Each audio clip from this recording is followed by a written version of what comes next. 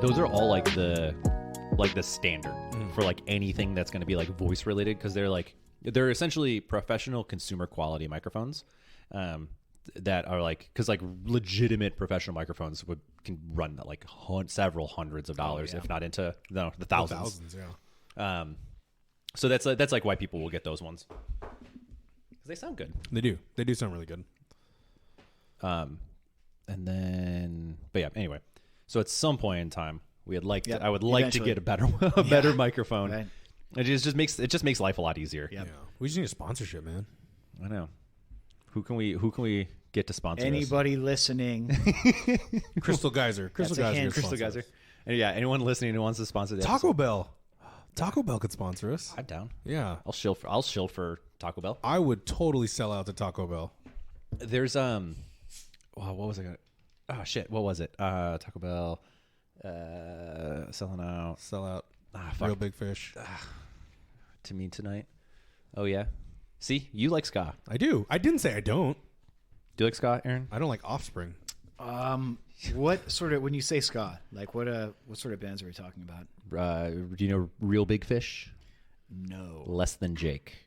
I've heard of them. No doubt. Oh, of course. There's probably the bigger ones.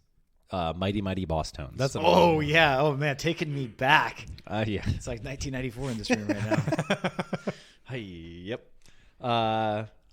That's probably I think those are the four big ones. Rancid, kind of. I thought ska went out of style when Friends went off the air. Was I wrong about that? Are you thinking of like their intro? No, I'm just thinking of like the same timeline. Yeah. Oh man, ska never died. Get out of here. That's rude. See, and you were making fun of me for saying emo died, or emo's not dead. Emo's a lifestyle, bro. Ska is a lifestyle. Yeah, that's where you go. See, ska is a derivative of punk. Okay. So emo's also a derivative. And punk is dead as hell. Punk is not dead. And punk is for sure dead. Punk is a zombie. Punk will always come back for some reason. Yeah, it's one of those that like sometimes hasn't gone away, but also it's like one of those it's like crawling out of the grave, and you hear it and you're like, oh, come on, go back in. We're done with you. Yeah, go back inside. I don't want to deal with you anymore. That's fair. Yeah. Usually we don't have any hard intro. We kind of just fall into it. Just kind of ramble into it. That's a good way to do it. Well, I guess with that being said, you might hear another voice, and we have Aaron on the mic joining us for today. Here I am. This is me. Here we go. Aaron is a fellow coach with Eric and I at a gym that we work at. Oh, yeah. We don't. We try not to. Okay. Give out names or locations. How location? How can we say California? Yeah. But like we've said Los Angeles, that we were in the Los Angeles area. But like you know how he introduced how we work at a gym, he didn't say which. Yes. So we try to stay. Okay. Though in all fairness, it's not that hard to figure out. Yeah. Well, I just want to resist what we're saying. True. You know, I don't want there to be any. Not trying to dox ourselves. Yeah. Right. But in all fairness, it's a pretty fucking easy thing to find. Right. I mean, also, you're welcome to swear. Yeah. You can go on the internet and find out anything about anyone these days. Absolutely. Although I find out where I lived when I was 9 years old. Oh, Jesus. Yeah. You'd be surprised. Google your name. You're like, what? So I Googled my name, and apparently I went to USC. I never went to USC. Congratulations. Yeah, thank you. You did it. I'm waiting for my degree to show up in the mail. Oh, wow. Yeah. There is a 80s, is it the 80s? Yeah. Porn star named Ryan Zappino. I'm sure there's. Oh, with the Zappino. With the last I name. thought it was just going to be Ryan. I was like, nope. Man. Yeah, I'm sure there is, but Yeah. wow. Oh, man. Interesting. Yeah, so that was. Congratulations. Yeah, no, thanks. Interesting. Somehow before I was born, I was. Dare I say that's who you're named after? Dare I say? I hope not. That'd be that's not a super common name. There's a guy I went to college with who shared the name of, when we were just fucking around in the early days of the internet, and found he shared the name of a Navy vice admiral and with a man imprisoned in the state of Florida for serial murders across the Southern states. Jesus Christ. Yeah. Yes. Let's go. Right. What's your claim to fame? Yeah. Well, don't look me up, but Just assume what I'm saying is going to be true. yeah. Exactly. Oh, man, that's amazing. At least you got one good to kind of balance out the other. Yeah, you got a porn star. That's pretty awesome. And there's a comic book writer Really? as well. Huh. Yeah. I don't have too many fun things on mine. No, me neither. So Mine's kind of boring. I don't know. Again, USC waiting on the diploma. Just print one out. You owe me. Any one of these days. Yeah. Just print it out. It's fine. Who checks that stuff anyway? I have no idea. Because as far as I'm aware, diplomas don't have like certifications Right. and stuff. Yeah. Like there's no like codes on the bottom that you can like look it up. So it's like, Yeah. how can you prove that? Yeah. Unless you call and ask, Right? which I think you can The do. old school You way. can do Yeah, it, I you think. can. Yeah.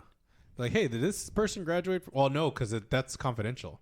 I think you can ask if they attended. Well, then you'd have to be like, oh, well, they're... I think I can call and be like, hey, did Eric Torres go to USC? With the name like these that, years? they're going to have to say yes. C. What are you talking about? They're going to be like, of course there was at least one with that name. There's here. one at least every year. At least every year there's one. Aaron. Eric Oh my or God, Aaron? I'm gonna mess this up Yeah. a lot today. Yes. This is gonna be a problem. This is gonna be a problem. Perfect. Aaron, tell us a little bit about yourself. That's not too specific. Oh man, okay, not specific stuff about myself. Well, number one, I am super stoked to be a guest on a podcast. Like I told you guys that this makes me sound super amateur in this world, but I guess I am. But I'm a huge fan of new media, right? Of things like, especially long form discussion on this or of Substack, anything that subverts the corporate entertainment media that's out there that just it exists really to make money off of what they bill as information is really just, again, entertainment. And so I think podcasts are awesome. Facilitating long form discussion. Like I listen regularly to a bunch of them and first time guest. So really stoked to be here. Only way is up from here. Yeah. God, what else about myself? Without being too specific. I don't know. What do your guests usually talk about? What sort of stuff is? It totally pertinent varies. and Yeah. interesting?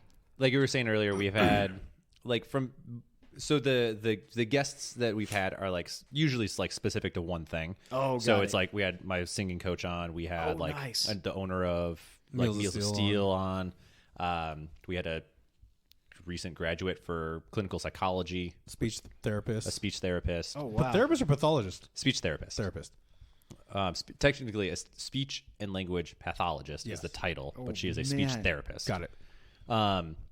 So Usually usually want to butcher. Butcher Becca's title. Butcher Becca's title. Yeah. Oh boy. But then She might try to poison me with melons.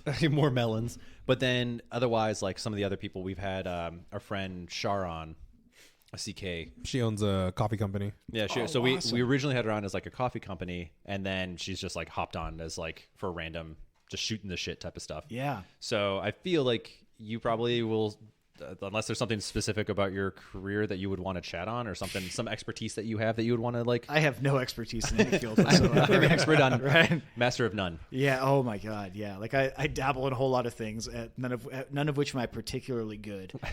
And man, I feel lucky that any podcast would even have me inside to do anything other than take out the trash. Oh my God, calm down. Yeah. Hey, and we fed you? Yeah. Oh That's my true. God, they did too. You're on a winning podcast. Yeah. I don't think anybody else is going to do that.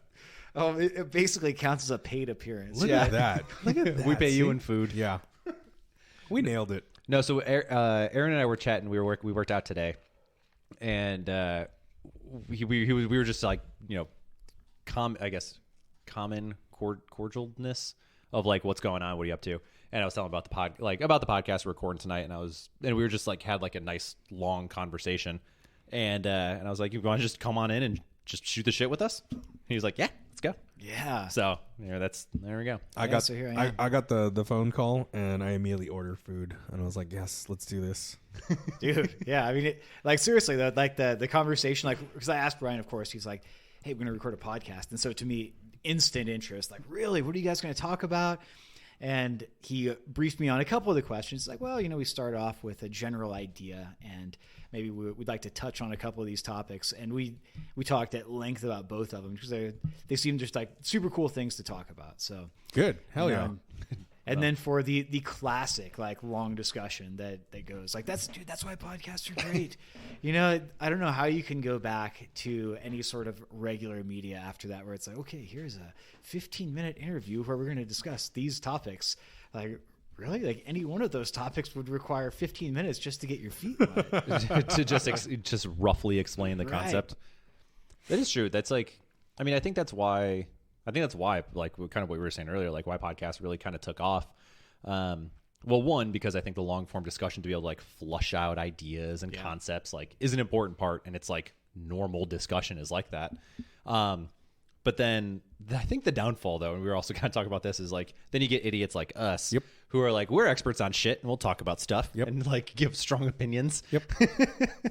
So, you know, there's sometimes the good and the bads. And then we have to give waiver warnings that we're not actually scientists or lawyers or doctors. Oh yeah, all that Firearms experts. Firearms experts. Right. Specifically to you. Me, sorry. He was over here on one of the episodes talking about getting shot with like I weight didn't vests. say someone should get shot. I know, but it was getting dangerously close to like alluding to that concept. Oh wow! And I was just like, we don't do that. No, we are not encouraging or condoning in any way any activity that I might was have been definitely referenced. towing the line of encouragement. Oh wow! I definitely had to Yeah, get pulled back. yeah. I'm the one over here that's also has to be aware of Ryan like is the guy that TOS and like shit. pulls you back from falling off the stage. Like yeah. that's Ryan. I'm the guy that like runs up to the edge of the stage, and Ryan's like, no, come here, hold on, and I have to go. Okay, all right. And then I'll run back to the edge of the stage. It does also help that I edit this as well. That So also Oh, does no help kidding. a lot. cut a lot. some things out every so often. Dude. Yeah. So just as an aside, Oh cool. all of this can be edited. Yeah. Excellent. It is not largely it's not raw and uncut. Although it should be. Although sometimes it is. Like if we have like a good episode where nothing like too questionable gets referenced, We've had a lot of those. then I largely will just like skim through and like cut out like ums and Yeah. long unnecessary Oh, yeah. pauses when we're like Googling something in the middle. Or if we're all burping. Yeah. Right. We've had that one. Ryan and I sat there for like solid 2 minutes trying to have a conversation. We're just both like, oh my God. What do we have? Was Was it Taco Bell and the sparkling water again? No, was it Taco Bell? Was that my birthday one? That could have been your birthday one. Yeah. Yeah. Oh, man. Woo. That was rough. So Eric, what was the first one that you wanted to talk about or just discuss? Well, I wanted to talk about your post the other day about when does making excuses become... Or no, it was when does making affirmation. Hold on, I should know this. I said it, and I just said it earlier today too. I thought it was a really good post, and I was like, oh, this would be a fun topic of discussion. And then Dave Castro got fired, and then I was like, oh, that's a really fun discussion. That's a more funner one. Yeah. When do this? words of affirmation become excuses? Yeah. At what point does self-affirmation transition into excuses? Yeah. Ooh, deep thoughts. That's a good one. And it took me a little bit of you explaining it to me to see what you're getting at. But when you did, it was like, oh wow, that's a really good point. I want to see if I can find. I had a couple people respond to it that I thought was interesting. Oh my God. Sorry. Also, there's a bunch of really funny like Instagram reels that I keep sending to people, and so I just saw the one with the electric lizard one, The electric lizard. where it's like Godzilla and it's like destroy your surroundings. That's such a good one. It's so stupid. So good. Let's see. But here, if anyone wants to chat on that or muse on it while I look this shit up. Well, yeah, like Aaron, I would be very interested in what other people's thoughts are. I mean, you're right. Like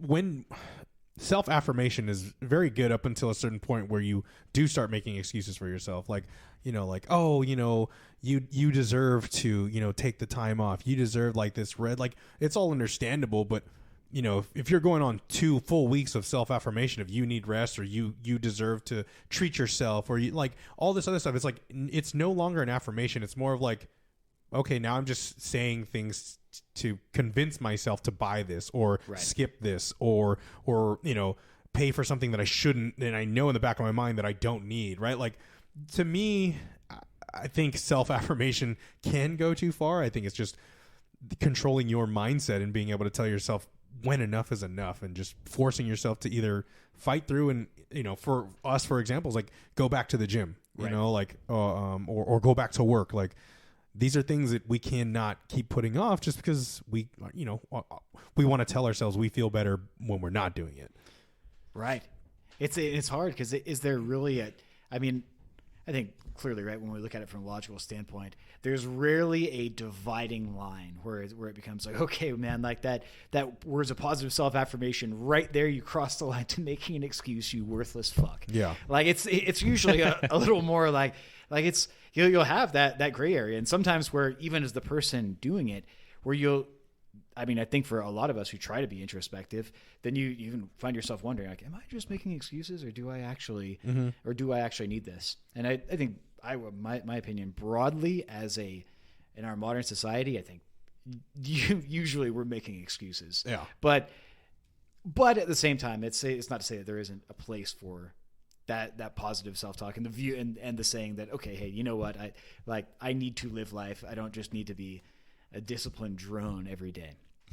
You don't need to be the shining example of like a Jocko Willink and wake up at 3 a.m. to work Right. out. Oh my God, work out for 2 hours straight and Oh yeah, that guy's badass. But then that's also his brand. That's what he does, and that is it's cool. Like he is like a cool outlier to have, and want to be like, oh, you know what? I should model some of those behaviors. I'd be better off if I've got his discipline equals freedom shirt. Love it. It's because that is so true. But at the same point, it's just like anything. When we're all living life, because you mentioned too, I don't know if it had to do with the other question, but at what point does something good become too much? And so I think these two topics are really related to fairly to close one another. Yeah, they tie in at least tangentially. Yeah, well, we can keep on this, but then the other topic that we were like also talking about that I had an interesting conversation on was like essentially like healthy addictions, essentially, and at what point do they cross over? Yeah. But we can come back relate that in at any point in time. Absolutely. So and this is definitely the trigger warning portion of this show, where so the thing that sparked the like excuses, or at what point does like self-affirmation turn into like an excuse was I'm like starting to do some like blog posts on like on the website or on my website. Yeah. What's your website, Ryan? RyanZaffino.com. There you go. Yeah, There's only one up, but What's your company called, Ryan? Zaffino Training. There you go. Technically practice strength and There you conditioning, go. but Shameless plug. I don't Let's go. currently go by that. Nope, not yet. We Yet. LLC coming soon. Anyway, will. Ricky Bobby. But so I was like trying to figure out like, okay, I had like a list of things that I wanted to write about and kind of like muse over. And so I just like Googled fitness and saw what news articles came up. And so there's actually several like op-eds from Shape magazine. Shape magazine. I know it's a real magazine. I don't know if it's that one. I think it's called Shape. It's like the fitness magazine, right? Yes, it kind of. There's always like a dude or a chick in their fitness workout and standing on the cover with like some protein. I think Shape is more women focused. Is it? sounds like it would be. I think, but I'm not 100% sure. It is a real magazine. I just don't know if that's the one that I was looking at. I can't remember. If only we had phones. But the article that I was reading, and actually several of these articles, was in context with the body positivity movement, and so healthy at any size type of thing. Yeah. And so as I was kind of reading through the article, like I think that it makes a lot of very good points, and a major takeaway that I had with it was I think it did the article, and if I could find it, I'll link it into this. You can read it as well, or into the show notes. But the one thing that I thought I liked out of it was, in reality, like there should be no like necessarily like shame associated with like who you are or what you look like or anything like that. Like, Aaron and I were kind of talking previously about like the whole idea of like societal standards and norms exist, whether good or bad. They're things that we just have to deal with somewhat as we are all members of society. But the other part too that I was starting to like kind of see was like, okay, there's a lot of these like kind of self-affirmations, like, about like your person and who you are. And it felt like weirdly conflated in a way that any of the positive talk seemed like a write-off to be able to just do the things that you're going to do no matter what. Right. So whether that is, in the sense of like, whether that is like whether it's an eating thing or an exercise thing or just like general lifestyle things, that it just kind of it crossed a path that I was like, something doesn't feel right here. Yeah. And that's what kind of sparked that thought about it, affirmations and excuses. Yeah. You know, it's hitting me now as you say it. It kind of reminds me. I'm a big Jordan Peterson fan, and Controversial. Yeah. I mean, right? Like, well, I like controversial ideas, and it was in one of his chapters in 12 Rules, and where he mentions like treat yourself like someone you're responsible for taking care of. And I think when you view things from that lens, that self-affirmations are great when it comes to like, let's talk about the eating thing, for example. Let's say you're like, man, I have kept my eating tight Monday through Friday. I've stuck to the plan. I'm not doing any crazy out there shit. Like I'm not like following some bizarre diet that's going to make me crash. I'm just eating like an adult, like a responsible adult, and saying no to the things that we all know are bad. Like I haven't been out like crushing candy or soda. In fact, I had all these opportunities to do so, and I didn't.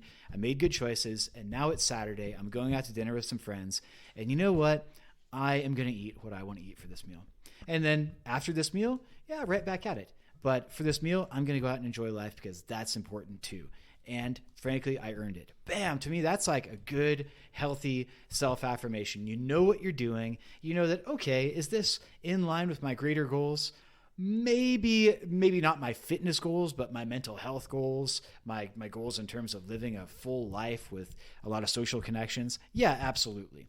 So I'm not going to eat like this every day. We got to pizza. I'm not going to eat the whole fucking thing.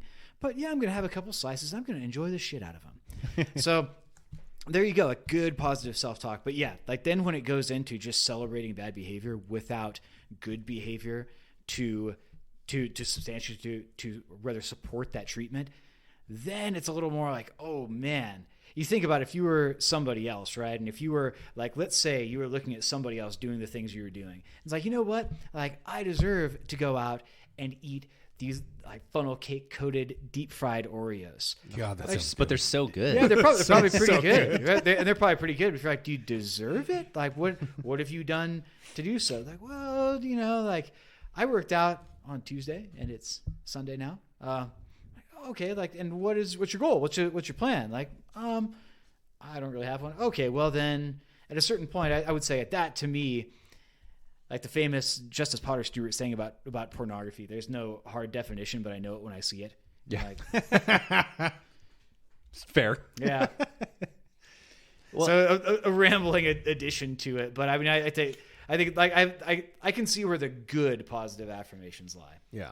Well, and it's interesting, like when you start talking about food, because and what does somebody deserve? And I think one of the constant things that I have to deal with from like a coaching standpoint is like breaking these habits and like stigmas that exist around food.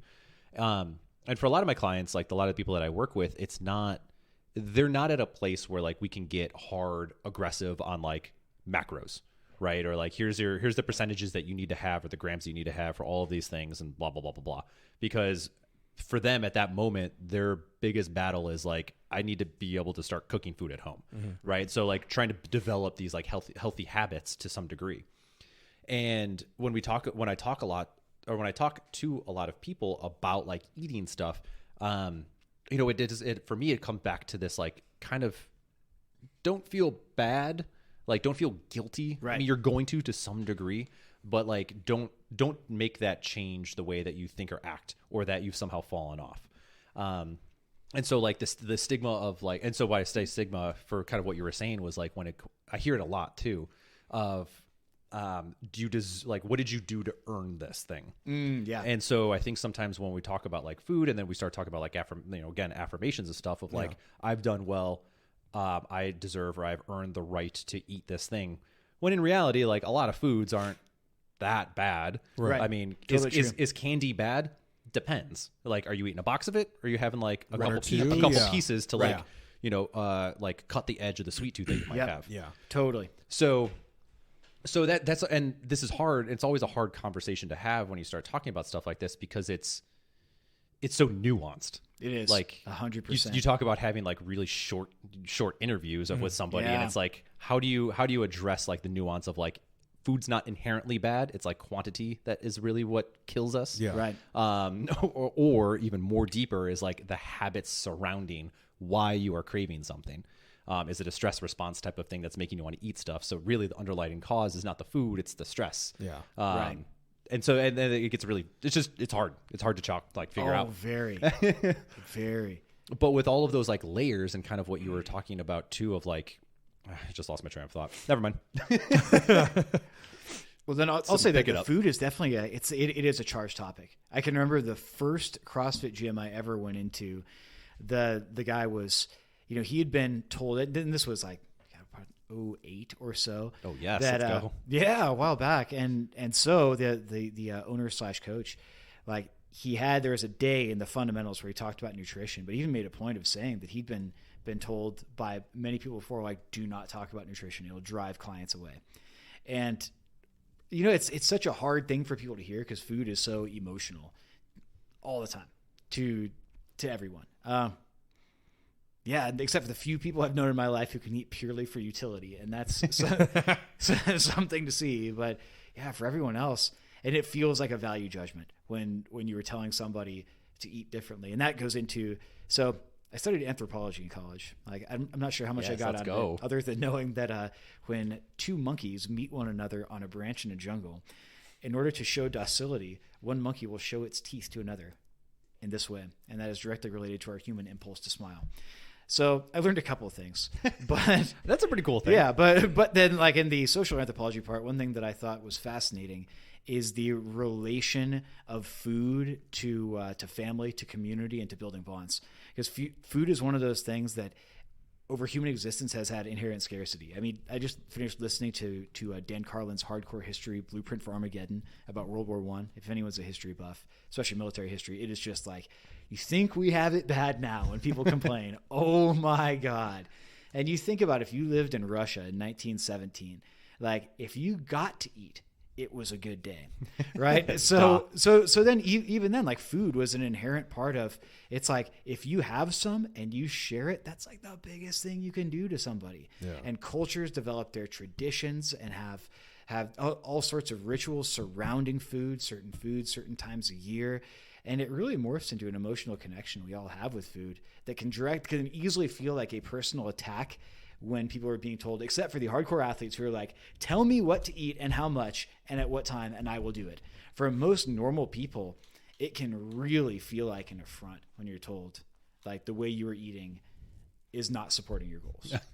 Or it's not right. And just like in general, like, oh man, yeah. Especially if you have some people who don't necessarily have tact and they just go straight out into like, you're eating like shit. Why are you looking at me when you say that?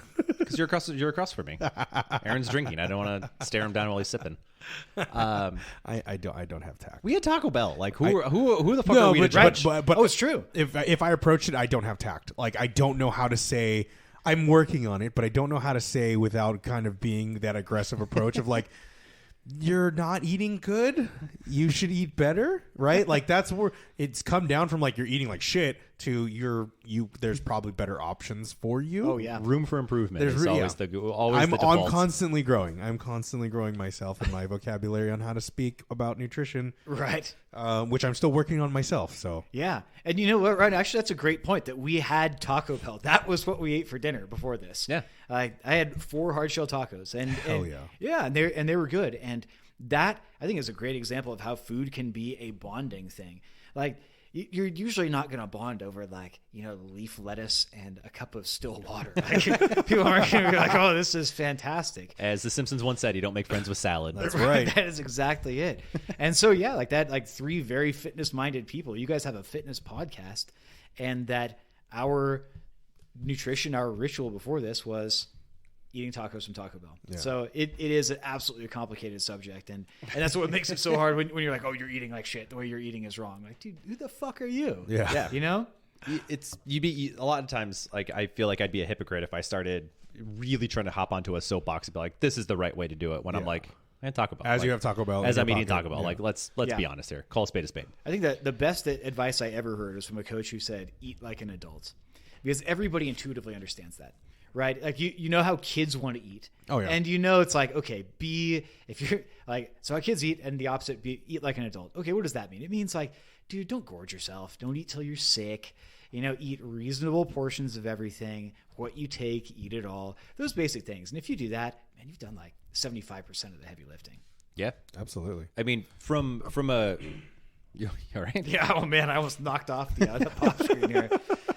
The general standard that I tell most of my clients is like have a protein, like a protein, something that's a color, like vegetable wise, like the colors of the rainbow, have at it as much as you want, however much you want. And then some sort of like, you know, a carb, whatever that might be. Well, that's very generic. So usually depending on the person, I'll get deeper, but like if you can do that several times a day, you're probably going to be in a pretty good spot. Yeah. Right. And drink enough water. Yeah. But it's really interesting, like talking about you bringing up like anthropology, and just like the rituals around food, because that's such a real thing. Yeah, it really is. You know, you talk what was the first thing that like Aaron said when you're like, hey, we're gonna grab some food, and you go like, can I bring anything? Yeah, like it's just a habitual concept for like we go over somewhere from as we're a guest, and we're going to bring something as like an offering. Absolutely. Or like, you know, what do we most of the times, like if you're with your friends or like colleagues or coworkers, what is it like? We're going to go out for drinks. We're going to go out and grab like dinner or lunch or something like that, or brunch, as this like collective like get together. And so we have so much of society, right? And the U.S. to some degree, I think, has some when we talk about like Thanksgiving, Christmas, kind of for the most part. But like other cultures, for the most part, also have like wild traditions around like certain holidays, festivals, and then like birthdays, very specific foods associated with it. Yeah. That like signify things, some sort of cultural significance for the most part. What was the first thing that you thought of coming to mind, like something that you guys have done culturally, when Aaron said, you know, food has familiarity or like or a history to it? So, like personally, like what did anything come to mind for you? Because for me, when Aaron said like, you know, there's tradition to it. For me specifically, when he said that, I immediately thought of dim sum, which is Chinese breakfast. And it initially started with just family. And since my family's kind of expanded and gone their own ways, and my grandparents have, well, one of my grandfathers passed on, my grandmother doesn't leave her a place anymore, I've kind of kept that tradition alive, but mostly for those that I consider my family or like really close friends. I won't go just to dim sum with anyone. Like, it's not one of those like, oh, hey, like, you know, want to go this? I'm like, no, not really. But if someone who I'm really close with goes, hey, you want to go dim sum? I'm like, yeah, fuck yeah, let's go. It could be the same day right next to the exact same person, and I would say no to one and yes to the other. Yeah. But like that was like the tradition. Like it's somebody who I respect, appreciate, and keep in my circle where I'm like, yeah, I could go do something that I did with my family with you because I trust you in that same circle or same habits. Well, fuck, thank you for telling me. Now I know where I stand. I haven't gone to dim sum. We've never had dim sum. We haven't gone because you always work. Dim sum is from 9 to noon when you're always at the gym. Well, maybe we'd have you want to go Saturday? We can have like, I can't. I'm not going to be in town. So now it's my fault. Yeah, it is your fault. Jesus. Sorry. How adventurous of Nito are you? Do you eat the chicken feet? Oh, I'll eat anything. I don't get the chicken feet. Oh, you don't? I do. No. I got grossed out when I was a kid, so I was just like, nope. I've never had dim sum. We'll go. So, incentive. We'll go. It's very knuckly, the chicken feet. There's not much meat. There's a lot of skin. Yeah. It's cartilage, isn't it? And gross. Knuckles. And they're okay. You're adventurous. I'll eat anything. You're adventurous, Yeah. and I feel like you would like dim sum. I have zero hesitation for eating pretty much anything. Oh, dim sum kicks ass. Yeah, there's a lot of good stuff. Isn't it like it's meant like what does dim sum mean? There's a word for it. Isn't it for like sharing or something like that? Like it's like it's like I don't know. How's your Mandarin? It's or Cantonese. I don't know what language it is. Just assuming. I think it's. Well, I think in both languages they call it dim sum. Yeah, I could be wrong, but it's like tapas. It's like small shareable plates. No, I know what it is. Oh, you don't. But I thought the direct translation. I think there was like I vaguely remember somebody telling me that dim sum is like it means like a sharing or something together. Mom. I just can't remember. It doesn't really matter. Let's see if my mom's awake. But at 6:30.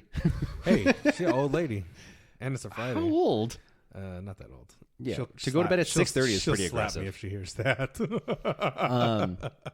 Yeah, for CK, you better not tell my mom. For me, I don't really actually have too many like traditional things, like any sort of traditions outside of like the major holidays when it comes to like food for me. Though I'm trying to like integrate more of like some of the Italian heritage for myself into like some of these things. So I'm trying to be a little bit more aggressive with like doing stuff like that. Yeah. But that's it. You got anything, Aaron? Yeah. So my mom was originally from Texas, and her whole life family lived there. So my grandparents, aunts, and uncles. I grew up in California, but every time my grandmother would come to visit, she would bring us barbecue from this one specific place. And to this day, when I go out and visit, and my family gets together, because my mom was one of 5, so like I've got a decent amount of aunts, uncles, cousins, and we'll always go to either this barbecue place or to this one Tex-Mex place. And are there better of both? Are there more like fancy and artisan? Oh, absolutely these days. But these are the ones we go to. You know, it's Spring Creek Barbecue and Mariano's for Tex-Mex. And that's what we do, and we pretty much everybody gets the same stuff, but it is a way of coming together. Yeah. I actually do remember I have one. So it's of course it's also fast food. White Castle. Oh yeah. Okay. Yeah. So my grandma and my uncle just loved White Castle, and I have no idea why, because it's not that good. But I have like way too many super fond memories of like surrounded with like pretty much my grandma and my uncle about White Castle, and then like other people kind of associated next to it for the most part. Yeah. So I don't really actually I only eat White Castle once a year. When you go back? When I go back, no. Oh. More so my uncle passed away like when I was in high school, and so it's more so on his like, okay. kind of like his like memorial. Yeah. Is like when I'm like, all right, eat some White Castle. Yeah. And then I angrily shout into the ethos of just like, God damn it, I feel like shit. But it's like it's memory for that. That might be that would probably be my one. All right, so my mom was awake. And I go, hey, what does dim sum translate to? And she goes, brunch. Okay. And I was like, thanks. And she goes, oh, did you want the literal translation? And I was like, yes, please. And she goes, the touching of one's heart or soul. Oh, nice. So how is it? All right. I love no, I don't disagree. No. I'm not disagreeing with her, but like it's so poetic. Yeah, right. Yeah. I don't know, man. Like, yeah, they have such interesting. I've never studied Chinese, and I think that's a fault of mine. Like, I would have loved to have learned Cantonese while my grandfather was still alive. Good luck. I know. God, no. Now I'm struggling with Spanish. But like, I feel their characters all have one meaning, and then when they say it, it all has a different meaning. Like the literal translation of how they verbally express them is completely different from when they're writing it in the calligraphy on paper. Because like all the characters are symbols for something, not necessarily just words. So yeah, I don't know. Chinese is a interesting language. Oh, it is. You have to really break out of the Western paradigm of where we have like letters that form these words, and then you have subject, verb, object, that it's totally different when you're looking at a language with a completely different etymology like Chinese. Yeah. Fascinating. Yeah. Latin roots. Let's go. Stick to those ones. Dead language. What? Well, yes, Latin Very itself much is so. a dead language, but like what I mean is like Spanish, English, Italian, Romanian, French, kind of the generally all stem from some Latin. I knew what you meant. I just want to say dead language. Okay. What? Sorry. Throwing me off here, man. Latin's dead. Latin's dead. Leave it dead. They still teach Latin. What is dead may never die. I do. What does dead man ever die? No, in high school, I knew a couple of kids that took Latin, and I'm like, how's that working out for you? Oh, man. Yeah. The only thing I remember of Latin is 6 is sex. Nice. That's as far as I've made it. Nice. That's a good start. The only thing I've heard in Latin, I don't even think it's Latin, is when they do the at the Catholic Church Sunday service. What is it called? Just They church? used to have Latin mass. Yeah, Latin. I've been some in places still one do. Latin mass, and I was like, I don't understand any of this. Oh, yeah. Except for like the sign of the cross. That was it. Oh, man. That was it. I was like, I know that one. Yeah, I remember doing in high school. I went to Catholic high school. Where I did a project where I interviewed one of our family friends who had been, alive before Vatican II when it was all the Latin mass. Vatican II, electric dude, boogaloo. and the priest would give mass like facing towards the altar with his back to the congregation and all that. Like, oh my gosh, could you imagine that? And I say this as a baptized community confirmed Catholic. Like, an hour in mass is like boring enough as it is. Oh, like, man. Especially Yeah. Catholic And- mass. Oh my god. then, oh man, if you can't understand a word, but at the same time, like I get how, like speaking of ritual, that's 100% what that was. Knowing yeah. that everyone everywhere in the world is attending the exact same mass as you right now. It's like, oh well, that's and even in the vernaculars as they call it, like it is interesting. But yeah, it's kind of cool to think how that was to people who were around before that. Yeah, it was. You didn't understand stuff, so clearly that was an issue. But it like any ritual, it was something that gave comfort and provided unity. So, yeah, like freaking Latin, man. I couldn't tell you any Latin words either. Well, you all learned one today. I am listening to the Audible Harry Potter y la Piedra Filosofal in Spanish right now. That's Harry Potter and the Sorcerer's Stone. Nice. Do you speak Spanish? Are you trying to speak Spanish or learning Spanish? I guess it would depend on who you talk to. My Spanish is okay. You rolled your R's like a champion, so I know, right? You got to keep it up somehow, right? Aaron, you impressed the hell out of me. Then there's some difficult things. Like, first of all, the word in Spanish for wizard is mago. And if you've ever read Harry Potter, you know that a muggle is someone who with no magical ability. So listening to the mago, y mago. Oh, my God. Yeah, you kind of got to kind of differentiate in that. Really context dependent. Yeah, and so at one point, a Frenchman in a bookstore in Leblon, in Rio de Janeiro, told me that there's a saying in French that basically translation is treachery, and even that saying doesn't come across as well in English as in French. It sounds pretty good, so to illustrate the point. But even like in this book, so there's a thing about like something about el callejón diagon, which is el callejón's an alley, and then diagon. I'm thinking like callejón diagon, like. ¿Qué es eso? Like what on earth? Like, ¿qué significa la palabra diagon? It's like, oh, in English, that's diagon alley, like diagonally. Like, oh, got it.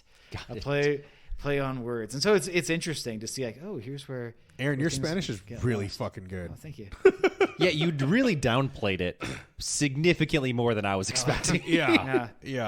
Just to hear you like spout off, like I was lost for a second because I was like, is Telemundo on? Because you're talking way too fast. But I'm picking up what you're saying, and I'm like, I understand it because he's saying it and I know the words, but god damn is he saying it fast. Dude, one way that I really, when I was working hard on it, that I learned is I watched a lot of novelas. Nice. Oh man, they pull you in, dude. Oh, man. Sure. Soy tu dueña, that was the first one I watched on Univision. Lucero and Fernando Colunga. Yeah. And you find like the protagonist that you can identify with. And if you saw Fernando Colunga and you look at me, you'd be like, you identify with him? He's this like dashing, like tall, dark haired, like dark skinned dude. And I am like a bald white man. and so like, what do you and he have in common? I'm like, what? Pues, So ven del much. corazón, somos hermanos. And Oh my god, I was So, not and- expecting to go here. I This is love amazing. Aaron so And- much right now. and since I am on the first podcast I've been able to be on since the sad passing of Vicente Fernandez Don Chente. Es mi orgullo haber nacido This is en el singer? barrio más Yes. Oh, dude, he was a- Fernandez. Yeah, like you've seen him. If you saw the pictures, you'd know who he was. he was El Rey a de los legend when he Reyes. was still alive. Yeah. Like the man owned Mexico. Yeah. Everyone, there's not a person that did not love his music. Yeah, Okay. I guarantee you. Yeah. If you saw pictures, he had white hair, like black eyebrows, black mustache, and always dressed like in the vestido charro, like the mariachi. And he was just a cultural classic. Passed away recently. December, right? Yeah, December. And he lived a long life. Like even now, you look at his kids. His like, kids can sing. Yeah, God damn, can they sing? yeah. All right. Yeah. That's a family of singers. The more you know, I guess. Yeah.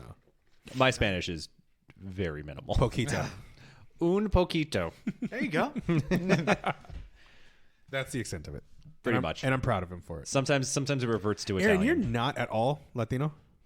Well, in my heart, I am. That's all you fucking need. That's He has all it with you he has the need. passion. Oh Yeah. my god, I love it. I love it. Holy shit. That really took me by surprise. I'm gonna call you Weddle too. Oh yeah. I forgot. What's Dimitri? So Dimitri, at the party was playing Spanish music. Really? Nobody they had asked him to, but he made his own playlist of Spanish music. Nice. And I walked up to the computer where they're playing, and I'm like, "Who put this on?" And they all pointed at Dimitri, and I was like, "Are you Latino at all?" And he's like, "No." And I'm like, "Today you are. You are now. Yeah. Today you are. Today, exactly. You've earned your colors. Earned it. Yeah. I'm literally just handing out Latino cards. Oh Just yeah. like, Do you listen to music in Spanish at all? I try to. Yeah. I absolutely try to. I love it. Like I grew up with it. On Sundays, we'd go to my grandmother's house and they would play all the Vicente songs, like every heartbreak song you could ever think of. And then my dad, like on Saturdays, he would make us get up and clean the house, and so he'd put that music on. And then if I spent the night at my aunt's, they would get up on the weekends and put that music on. So like I grew up with Spanish music my entire life. So it's always fun when I put it on, and everybody looks at me and they're like, "Why did you put this on? How do you know the words?" And I'm like, "'Cause I'm half Mexican, bruh. Come at me, Holmes. There you Come go. at me." Yeah. Yeah, biologically, I am half Mexican. Well, that's right. I don't look it, but I am. I would have guessed Filipino, but it See? makes sense with the half Yeah. Mexican, half Chinese. Yeah. That is the 100%. No, it's the 99% guess tile of Filipino. Oh yeah. When you've got the Hispanic last name and like The Asian decor. yeah, Decor. yeah, it's like, oh yeah. Aesthetic. I like aesthetic. I like better. decor better. All right, fine. You're a nice half Mexican, half Chinese house. Thank you. The house my parents built. Yeah. Or I built? There you No, They built. They built. They built. They created. They created it. Laid the foundation. That's right. And you blossomed There we go. into the wonderful human boy that we know now. Absolutely. Keep going. I love this praise. My ego is inflating. Oh, My head is Is it? Because I growing. just called you a boy and That's said fine. it very sarcastically. My head is growing. I just heard all the nice things. Take what you will with it. Yeah, I don't need the negativity, Ryan. You can use these as your next positive affirmation. Oh, perfect. I deserve this triple quarter pounder with cheese. I have all these nice things recorded about me. Sure. Okay. Transition. Wait. There we go. Wait. Smooth segue. No, starting now. There is one thing that I wanted to dial back to when we were talking about like affirmation and whatnot. Specifically with the dieting, it goes back to your shirt. Discipline equals freedom. Yeah. Right. The discipline to know and understand that you're going to have a cheat day or you're going to have a celebration day, but then tell yourself, okay, just one. Yeah. I'm going to get back on it. That discipline allows you the freedom to have that So day. true. You know, like, So true. So when you brought that up early and then Yep. we dove into this and I was like, that's the perfect shirt. Yep. Like that makes so much sense. Right. So- When you listen to Jocko talk about it, 100%. That's what he means by it. Yeah. 100%. I just like listening to Jocko talk to Joe talking about shooting shit and that's always fun. Dude, like Jocko's had the first Jocko episode I ever listened to, he had on this guy Charlie Plum, who was a naval aviator in Vietnam, was shot down and spent like 5 years as a prisoner of war. Amazing dude. Like, so I really love when Jocko has these old guys on who have lived these, like usually guys who are in the military. Another dude who was Marine in Korea, like was badly injured, like kind of lost the use of one of his arms, ended up being like, oh man, like a staffer in the Kennedy administration doing all this interesting shit. And oh man, when Jocko's talking to some of these old guys, even the episodes start off slow because you hear this old person talk, and then I think a cultural fault of mine. I like to say broadly Americans, but that we prize youth. And when you hear an old person talking, it's kind of like, okay, get on with it. But then when you take the time to listen, it's like, oh my god, Wisdom is a Like, powerful thing. oh Yeah. yeah, like I need to just listen around people like you because I really have nothing on the life that you've lived. I love hearing people older than me talk about Yeah. stories in their lives. I love Oh it. yeah. It's history I wasn't a part of, but I would love to hear about. Oh yeah. Oh, 100%. Other people's experiences, undeniably, people have the modern generations have had it so easy compared to generations past. Well, yeah. Well, yes, very much so. Because that's who was it? I think Tim Kennedy made like the comment, and I don't think it's his, but he's who I heard it from. That was saying like hard times breed hard men. Yes. Yep. Hard men breed easy times. Easy times breed It's a weak play, men. I think, but yeah, it's weak true. men breed hard times. Yep. Yeah, it's just kind of this like It's a cyclical cycle. thing. Yeah. Yeah. And so, but it was kind of what we were talking about. Like, so Aaron and I, when we were talking earlier today, that was something that like that was kind of got brought up about how when we talk about to some degree, again, there's nuance to this, so take it for that as with a grain of salt. But some of the like health at every size, or kind of coming back to harken back to that a little bit, is like our life is largely really fucking good. especially in like the United States. We have our problems, of course, right? It's undeniable. But the like struggles and strifes that we face for the most part from a day to day for like most people, it's not that bad. Like it's not that bad. Yeah. So there's oftentimes, and kind of goes back a little bit to some of these affirmation stuff, where it's like you have to kind of almost like find problems in order to like battle something. More often than not, I find. So, right, like luxury beliefs. Really, I think is the thing that we touched on. That only when your basic needs are met can these things become a super high priority. Right? It's like only when, and can they become something that we would argue about? Only when you're not that like Russian family in 1917 who's just like, man, like where am I going to find something to eat today that's not dirt or a stick, potato. Then can you really have these like strong opinions on modern nutrition and, oh, your diet's bad and you need to eat like this or that. With the, taken to an extreme to the, the healthy at any size and like without delving too much into that, because clearly, like we all have that, like there's to a degree that's right. Like I mentioned to you, that as a skinny dude, like, man, when I was in my teens and 20s, it caused me no shortage of consternation that I couldn't, like get as fucking huge as like, Arnold in the 70s. But you know what? It is what it is. And it took me coming to terms like, hey, guess what, dude? You are not 6'4" and you don't have that frame there's a point at which is true. But then, yeah, like the healthy at any size. And we know, I think what we mean by that, where it's like putting out certain like public figures where it's like, dude, like you are like proudly not healthy. And so to call that healthy that's a misnomer. And so, and only are we able to do that when we have all of our basic needs as people met. And so the idea of luxury beliefs that I heard on another podcast, to me was very striking. It's like instantly made sense. Yeah. And yeah, you can spot that. I think like, when like even if you're not well educated on a lot of like on topics, it's very like glaring to some degree when you hear some phrase, whatever it might be, that, and you're like, some of that doesn't make sense, or like something about that like doesn't connect, and I don't know why. And I think that's like exactly what you were just talking about. So now do we go back to your smooth segue? Smooth segue. Insert smooth segue. What was the other one that we wanted to chat about? Healthy addictions. Addictions, yeah. Oh, that's yeah, right. that's another good one. Yeah. Well, it parallels well. So the thing that sparked that, I know, phenomenal segue. I forgot what it was, so it doesn't help. So what sparked it was I was talking with one of my clients, which is where I pretty much get most of my content from. So thank you all. But we were talking about, one of my clients was asking about a family member, and at like what point does like something healthy, like a healthy habit, like exercise, become kind of like a negative, or where does like addiction come in? And so she was talking specifically because like, I guess her family member was like an addict to something, I don't remember.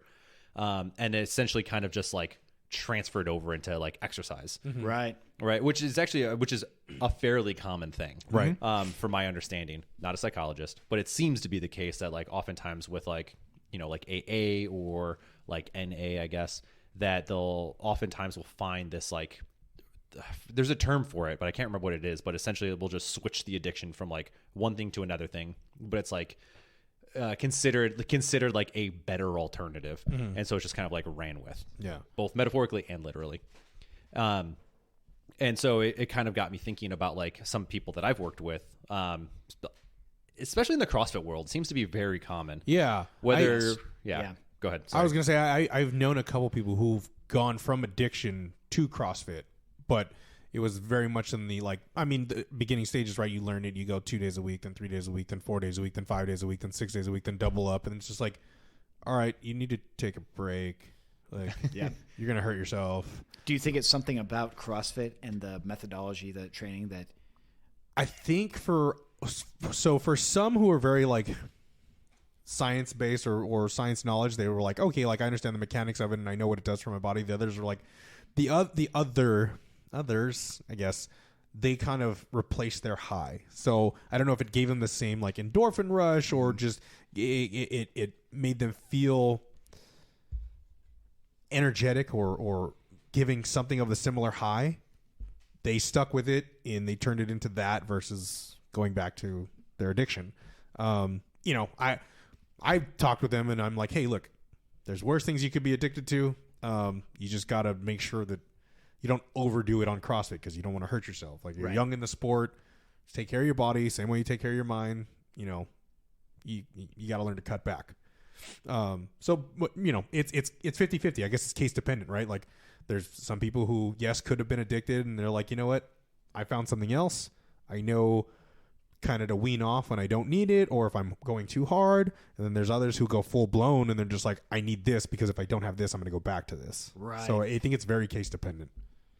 Yeah, interesting. I think a lot of it comes down to like what, I mean, I don't know the definition to this, but like usually when we start talking about like addictions or like what defines an addiction is when it starts to have impacts on like social aspects of your life.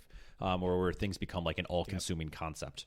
So what I noticed a lot when I very first started CrossFit was like for me, for example, I was getting like, and I don't know that I would fall into the addiction side, maybe not, I don't know, but it was it became like very hit. Or sorry, oh my God, I got hit hard with like the bug. I drank the juice and all of it, where it was like every day I wanted to go. I was like always sore, always beat up. Like, I think for me, there was like you have the community concept of it, right? Everyone's the communal suffering of like these like intense, hard workouts. And then kind of chasing the feeling of like what you got. And so I think when it comes to like the addictive aspects of it, I think that's when it starts to transition of like, does it become an all-consuming concept of your mind? And that's like all aspects of it too. So not just like the literal going into the gym, but then at what point are you changing your lifestyle habits to such a degree that you are now either becoming more of like a recluse away from the things that you enjoy or the family and people, and then turning that into like kind of excuses almost to be like, I can't do this because I have CrossFit. Yeah. Right. Or I have class or I have gym, like not eating or eat, whatever the case is. Yeah. That's where I think that transition is. That was definitely me in my first year of CrossFit. I mean, I was driving 40 minutes to a fucking gym. Really? In traffic, right? At like 5 o'clock because I wanted to be a part of this community. I wanted to work out. It was the biggest thing for me. Like it changed my life. Like no lie. Like CrossFit changed my life. I would have been, a fat slob if I hadn't done it. Would have been way unhealthier if I hadn't started.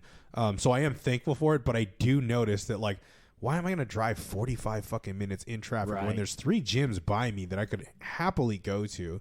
And then but then you get tied to the community and you're like, well, I have friends here now. So that's kind of like the excuse, right? Yes. Like your affirmation. I need to go see my friends. My friends are there. I need to work out. It's like, okay, but why are you going 5 days a week? You're spending so much money on gas. You're spending so much time over there. You're not like you're not coming, like if you have work at 4 a.m., you're not getting back till 8. You're not getting the proper amount of, like, it was so bad my first year. And I think, going into my third year, I kind of was like, all right, I'm going to do stuff for me now and not go, 40 minutes out of my way to CrossFit. Oh, look, there's a gym right here, 15 minutes away. I'm going to go do that. I can understand, the newbie bug. Yep. Right. Like we all we find something, we love it, we're passionate about it. It does become an addiction because it's like something, it's a new high for us. Totally. But I think, for me personally, nobody told me like, hey, you need to stop, or like nobody pointed it out for me. It was one of those like learning curves. Yeah. Do I wish somebody would have pointed it out and said, hey, like maybe you shouldn't be?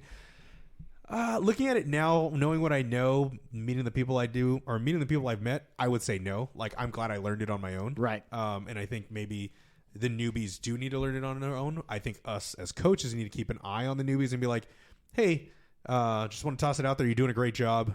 Maybe think about taking a rest day in between. Yeah. Like just tossing it out there, not forcing it on them, not saying, hey, you need to stop, but like, because we all seen it, we all know it. Just slide that paper over like, hey, doing a good job, but Maybe split up your days. Take Don't a rest commit- tomorrow. Yeah. Yeah, it's like not even tap the brakes, but just like, hey man, maybe you don't need to have the accelerator pinned to the floor Yeah. the entire time.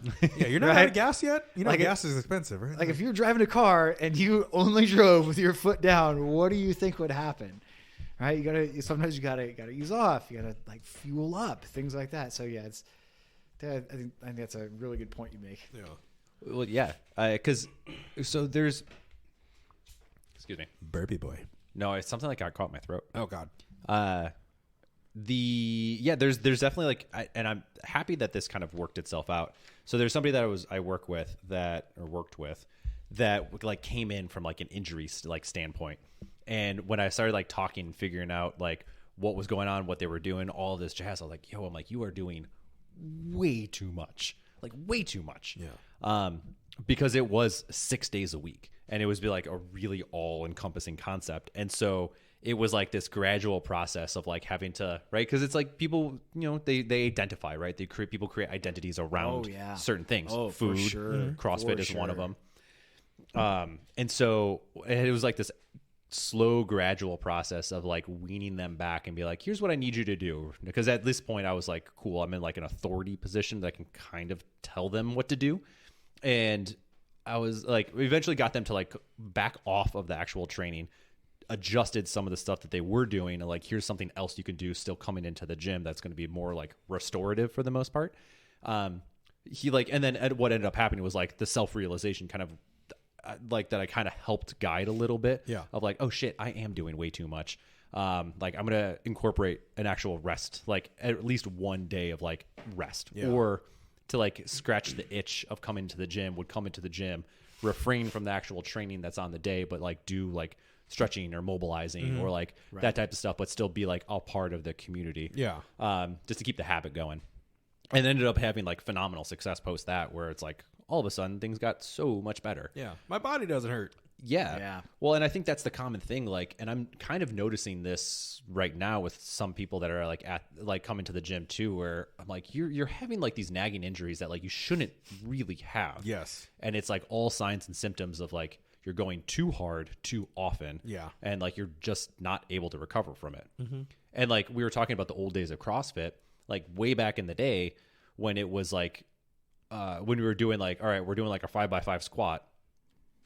And there's your class. And that's it. Or like, we're going to go for a 5K. And that's all you're doing today. Yeah. Like, we'll warm up, cool down, but like, that's your workout.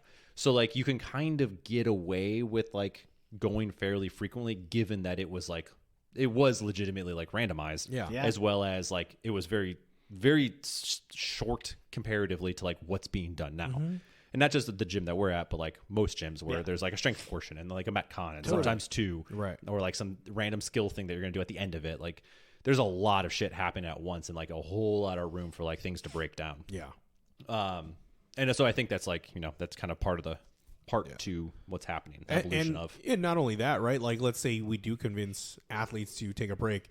Most athletes will get FOMO, right? They like if we tell them, hey, you need to skip a day or you need to take a day off, they panic and they're like, well, I like this day because we usually do squats on this day, or like I like this day because my best friends go on this day. Like so, like that anxiety builds up in them, and they end up not listening to us, and that nagging injury comes back, and we're just like, what do we have to do to just make you sit on the bench for one day, just one day? Yeah. Well, it's usually like so have you ever heard like this? Well, there's different theories of like the stages of change, which is essentially like if somebody were to like change a habit about themselves, like what's the cognitive process that they have to go through to like do it. There's different theories on it, but the one that I always end up finding like comes truth is usually something has to happen for them to actually like realize that a change needs to be had. Yeah. Right. So you think of a common thing was like, so I used to smoke like a lot. And I never really suffered any like negative repercussions of it, other than I was getting winded really fast. Mm-hmm. At a certain point, it got like really bad. But that was like, but outside of that, I never had any repercussions. So I was like, I don't see a problem. I understand smoking's bad, but like nothing's happening to me. So like, why do I need to bother changing if I don't want to? Right. And so I think with a lot of people, like, how do we get them to change? It's either eventually like you kind of you manage to build the trust and coax them into it, not in a malicious or manipulative way. Right. Or they suffer and like then realize they come to Jesus moment and be like, oh shit. Yeah. Dislocated shoulder. I mean, I dislocated my shoulder too, but I don't think I was doing too much. Mine was being an idiot, going too much. Mine was being an idiot. Though mine was technically in a competition, so there's that chance too. Well, I mean, it's not like you were being an idiot. You were just doing your stuff. Just doing overhead squats. Yeah, that's all. Dang. Aaron, you want to tell us you dislocated your shoulder too? No, I never have. But I mean, I absolutely have been guilty of going too much. Like all my agreement with you has been like speaking strictly of me. It's like, oh yeah, like all those behaviors you describe, like I have been guilty of those at various times. And it seems to be like the newbie, right? Very much so with CrossFit. It's like you get bit by the bug and then it's that high, man. You chase it. You chase it until somebody grabs you by the collar and says, you need to sit down for a second, or you run straight into the wall and you hurt yourself. And it's just like, which one do you want to happen? As coaches, we want to pull you back, but we don't want to like restrict you. But we also don't want to see you run face first into that wall. Although, I'll be honest, I would like to see, sometimes I like to watch that happen because I laugh, but then I'm like, hey, look, let me pick you up. No. There's definitely been points in like my coaching career where it's like, if you're not going to listen, I'm going to make sure you don't hurt yourself. Yeah. But I'm going to watch you crash and burn. Yeah. And then be like, so what happened? Yeah.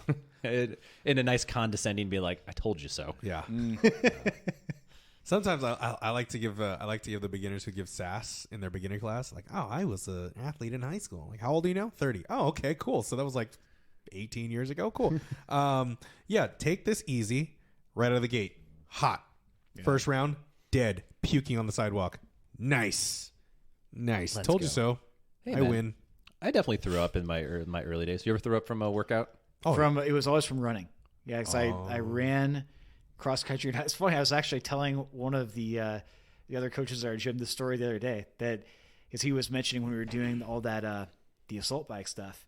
He was like, "Man, I felt like an X round like that. I was if I keep going this hard, I'm gonna puke."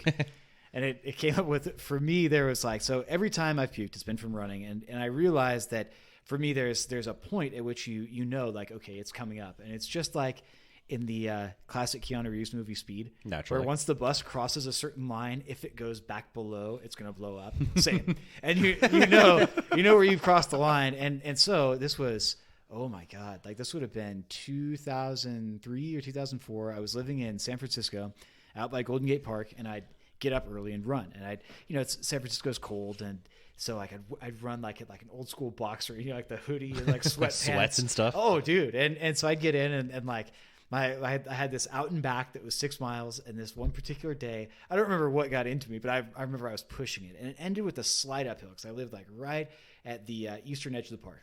And so here I am, and I just turn it on, right? And then I feel at this point, I'm like, oh, like when I slow down, I am 100% going to vomit. And so I keep going as hard as I can for as long as I can. But, things like start to fall apart. It's like the wheels are falling off the machine. And then finally it's like, all right, here it comes. And so by this light post, I just lean on it and just lose it, and here it is probably like 5:45 in the morning. And I am just out there, just like gigantic stomach emptying puke right on the edge of the sidewalk. And I think like, at least it's so early, there's going to be no one here. And I look up, and sure enough, like here's this girl probably about my age, like in her like pea coat and whatnot on her way to the bus stop to go downtown to go to work, like looking straight at me. And I'm thinking like, what do I say to make her know that like, I'm not a homeless person. And I think it was something like, I'm like, oh, it's okay, I live here. And then as I walk inside, I'm like, wait, that didn't make it any better at all. Now she walks by and goes, that's where the guy yeah, plays. she's like, where that fucking throw up guy lives. lives. She probably thought that I'd been out like homeless or not, had been out like drinking liters of vodka in the park until like 5 a.m. So... Yeah. Long story short, yes, I've thrown up. Okay. Interesting. Yeah. I funny enough, I have very like similar, not from running, but from when I started CrossFit, because otherwise, well, actually, I lied. From a running thing, when I did track in high school, our coach used to pay us whenever we would throw up from a hard workout, which I don't know. I'm still battling on like, where does that exist in like a... Is that okay or not? Is that a good incentive or a bad incentive? Well, it eventually stopped because we all then, being 14, 15-year-old boys were like, we can learn to throw up on command. Yeah. Then we're just like forcing ourselves to hurl in the grass, and they're like, give us some money. $20. Give us some money. So that ended pretty quickly. But anyway, from like when I first started CrossFit, I remember because depending, I would sometimes go like early in the morning, like the 5-6 a.m. class, and usually go empty stomached. And I remember several times like driving home like super early in the morning and having to like pull over because I'm like, I'm gonna hurl, and would like pull over and like throw up out of my car. Yeah. I'd be like, all right, back home. Like I need to go home. Usually for me, it was like heat stroke workouts or heat stroke throw up. Like it's working out in the summer. It was like there was one in the park. One in the park got heat stroke, threw up. Luckily, the coaches were firefighters and EMTs, so they had like, not pre-workout, but like post-workout or Take some C4, you'll be fine, kid. Yeah, no, It's my Pedialyte or something like that. BCAAs. Oh, They had okay. BCAAs, and they were like, well, like it's all we have. Like, just sip on this. Like, sip on this, and like take this cold water, leave it on your neck. Sip on that too. And so like I was cool after I threw up, but I was like, holy shit, I am so out of shape. Like, yeah, that I think that was like the one and only time I threw up at CrossFit. Rookie. Yeah. Do it more. I thought we had a assault bike workout the other day, and I was convinced. I was seeing some people really gun it. I'm like, Wednesday, right? Yeah. Yeah. And I was like, who's it going to be? Like through all of the classes when I was there, I was like, someone has to throw up today. There's no way. Somehow everyone kept it together. Yeah. So kudos and hats off. Yeah. I was like, there was a couple people that I'm like, you're gonna do it. like, it's not looking good. Oh man, I'm frustrated. I was frustrated. I was like those days. I would have walked around with a bucket. I'd have been like, oh, your turn.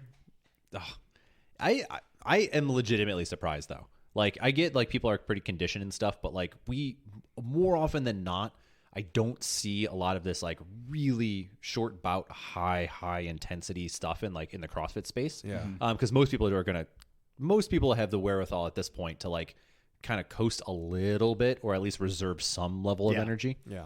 But like with the assault bike, it's the way that it was like planned out. It was like you go and then you're done. Yeah. And kind of forced you into that moment. That was the partner one, right? The 1-in-1 rest. Yeah. Yeah.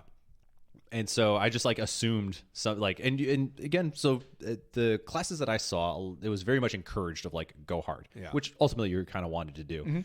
But just from the sheer fact of like semi deconditioned to that specific type of stimulus, I was like, someone's got to hurl today. Come on. And I was like, I was really banking on it. I'm like, I want to see someone throw up. Like I want to, because then I want to go and like give a pat on the back and be like, good job. You earned like it. you really did it. Yeah. Like everyone needs one. Yeah. One day. But none, man. What if it was like the first bike ride? After the very first one?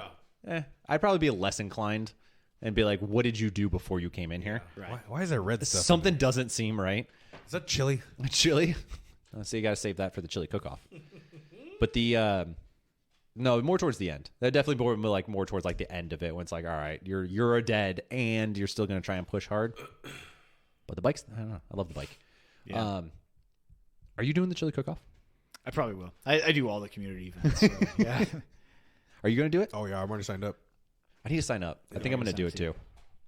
I don't have a good chili, so I'm just going to probably steal a recipe. Just get some Best canned way to do ones. it. What's up? Just get some canned ones. Oh, could you imagine if I just show up with like, God. just throw a bunch of like Bush's baked beans? Hey, just like, throw it in a pot and heat it Yeah. up before Yeah. you bring it. Bring Nobody's gonna my know. crock pot? Yeah, absolutely. how hilarious would it be if I won? How much do we have to make? Do you think? I figured like just like a Like a- crock like pot a split. Yeah, that I think I- a crock okay. pot full All is. All right. Because Oh, man, that'll be a ton. I have a feeling there's going to be more people like With eating chili? than cooking. Got it. I would hope so, at least. Yeah. Because like my pot's not that big, so You have a crock pot.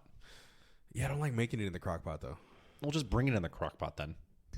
It's the crock pot's the easiest thing in the world, man. It is. Yeah. It stays warm. Hot. Depending. Yeah. Mine is just high and low. So I think mine's just a high and low also. That's the classic old school. Yeah. I got that old ceramic one and with the Oh yeah. yeah. Those are fantastic. They work really, really well. Yeah. That's if you just plan ahead. It's the new ones like the Instapot, like the pressure cookers. Those are badass too. They're definitely different. And I've even had side-by-sides of things cooked in both. Like pressure cooking kicks ass. Like physics is on its side.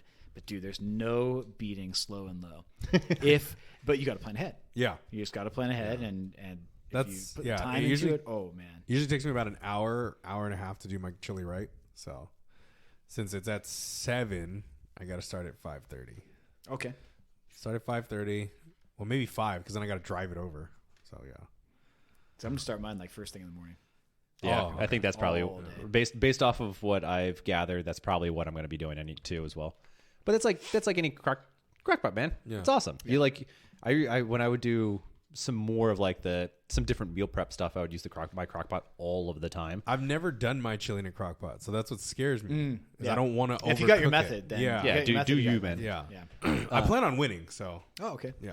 Perfect. Yeah. I plan on showing up. But I'm being present. Yeah, I'm going to be here and hope for the best. Wait, what's the consensus? Beans or no beans? Beans. Whatever you like. Oh, what a neutral response. Well, I know it is because I've had good in both. I've had like both be like very, very good, and Isn't the purest is no beans, correct? I have no idea. yeah, I think is, technically chili is no beans. How is it chili beans if it's no beans? It's just chili, yeah, it's just like meat. Like if you go to just sauce and meat meat. and veggies and shit? yeah, you go to one of those places like Tommy's or like Carney's in West Hollywood, and you see like their Oh, I guess their yeah. chili. Tommy's doesn't have beans in their chili. Yeah, I think technically it's not It's just meat meat and sauce whatever like else is meat. in it. All right. I can't get down with that. Soup. I need, It's just I meat. need It's beans just in mine, meat man. soup. Yeah, Yeah, meat soup. That's that's literally what it it is. is. It is, and that makes sense when it's on like a late night hamburger. Yeah, But yeah. No, I gotta have beans. There's beans in mine. yeah, So which is good. They add bulk. legumes, Fiber fibers. keeps it going. Yeah. Are you like a spicy chili? Or Yeah, to a degree. I mean, I like to consider myself a spice aficionado, but I hit a point where it's just like, dude, some people can eat spice just like forever. Yeah. How it's like there's that 10% of the population to which like pepper spray doesn't work. Oh, that I don't know. yeah. Never been We pepper- should try it. I've never been pepper sprayed, nor do I want to find out. Yeah. Oh well. Anyway, I am not one of those people, and so yeah. So yours you go pretty hot. I love spice. Nice. It should. Have you? Did you use? So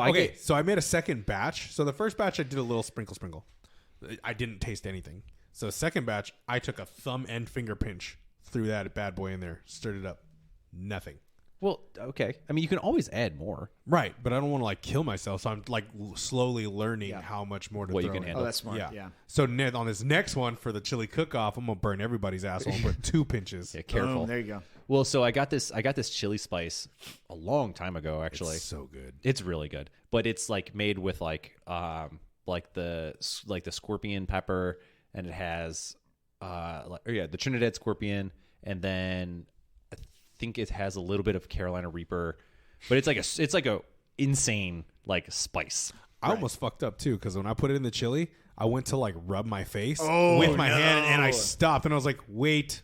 I walked You're straight just to like- the sink. Yeah, walked straight to the sink and then like I didn't even trust my hand after that. Oh yeah, I did one of those like with the arm. Yeah.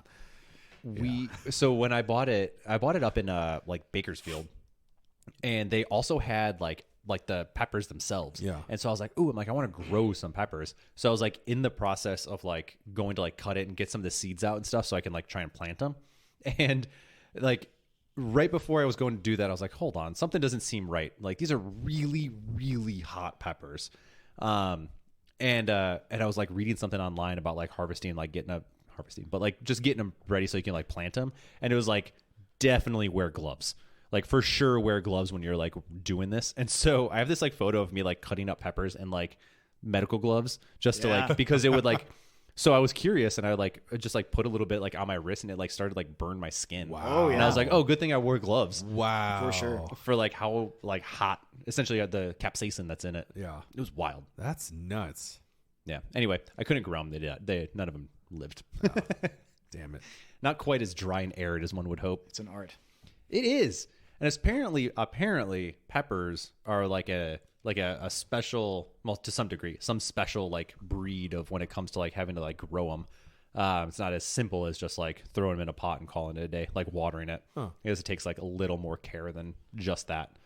I guess they could be very like temperamental, I guess, on like humidity and like light and heat and all that stuff. So Farmville's a lie. Farmville? Yeah. The Facebook game? Yeah. Okay. I'm so glad you knew what that was. It took me a minute. Yeah. I like Farmville. vaguely remember Farmville from Farmville's a lie. 2008. You could literally plant a whole row of peppers next to a whole row of corn next to a whole row of wheat. Yes. Yeah. Aaron's like, I have no idea what's happening. No, right I now. really don't.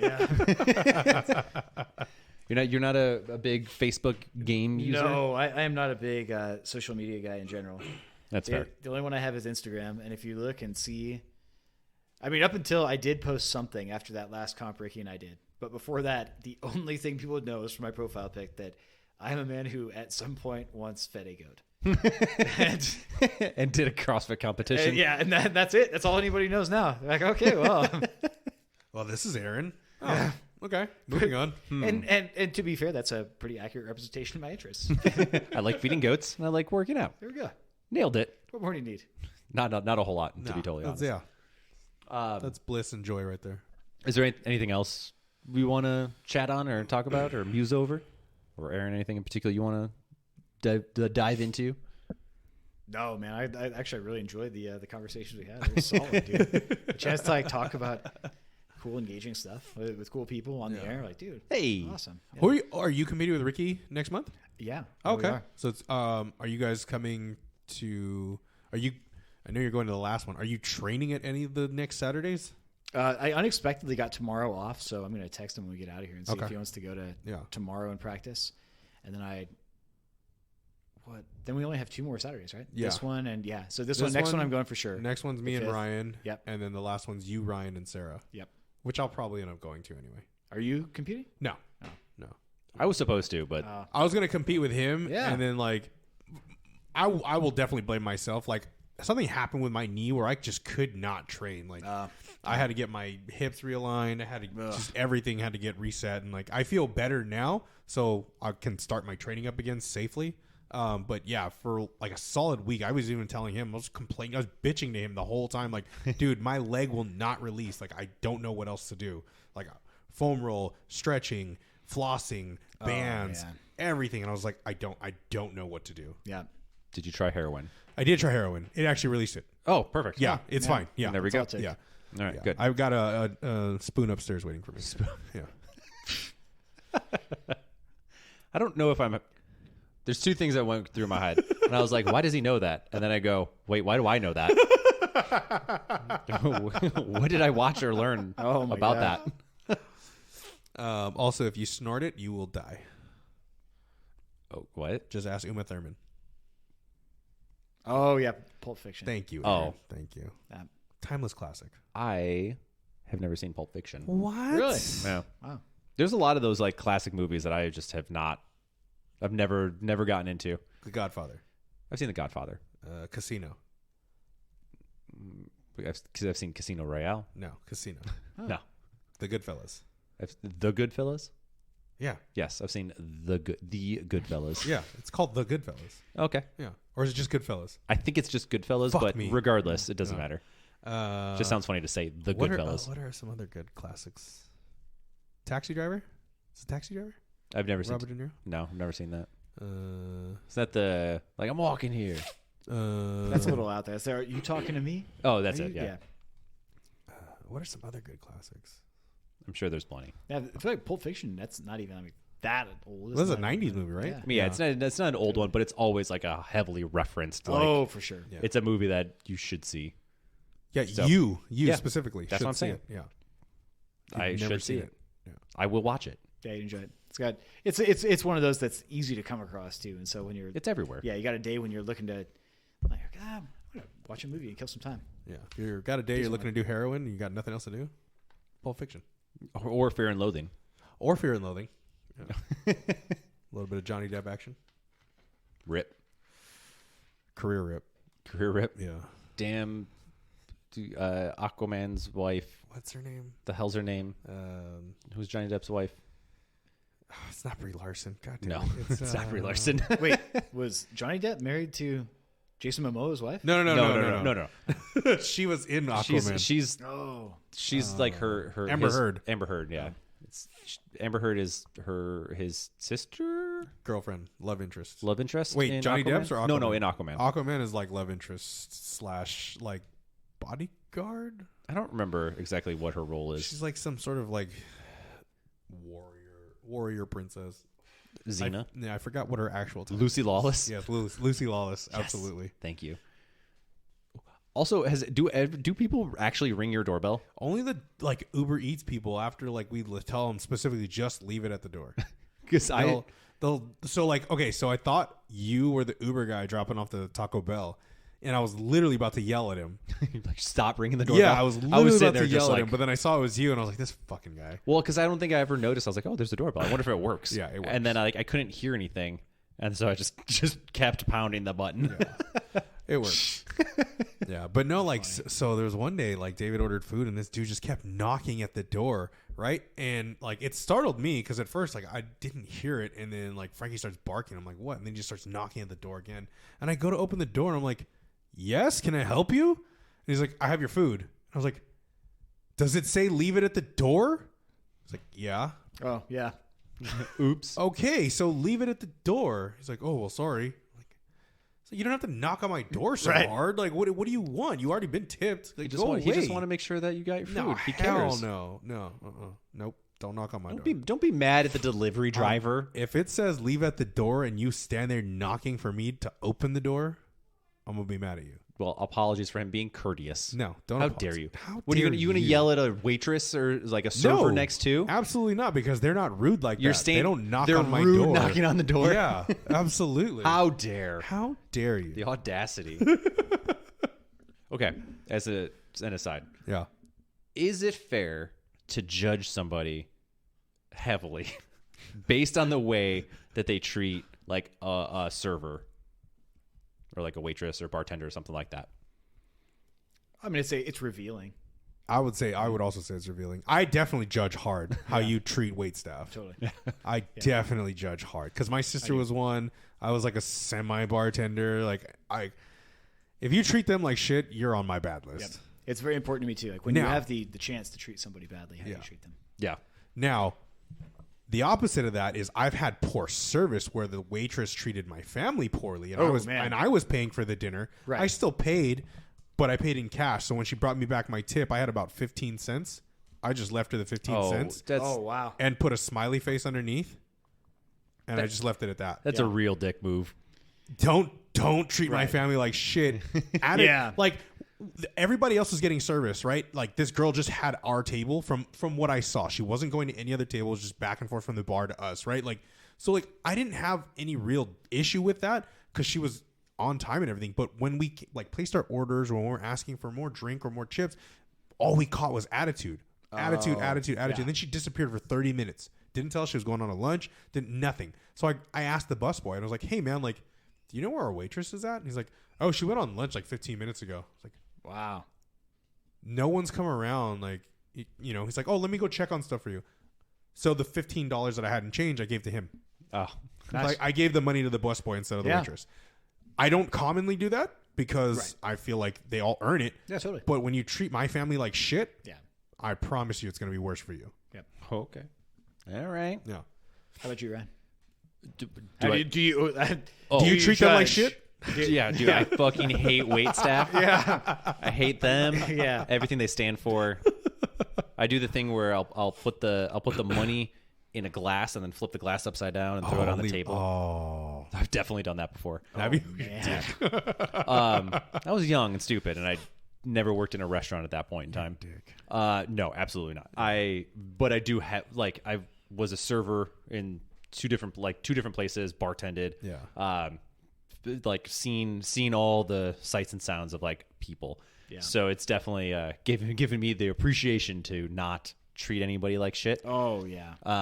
But it like you said, like I think it's super revealing if somebody has the opportunity to be an asshole and they choose to be an asshole where it really is unwarranted. Yeah. Especially for like service staff. Like They don't do anything wrong. I have to check my dad every now and then because like he's very impatient when it comes to service.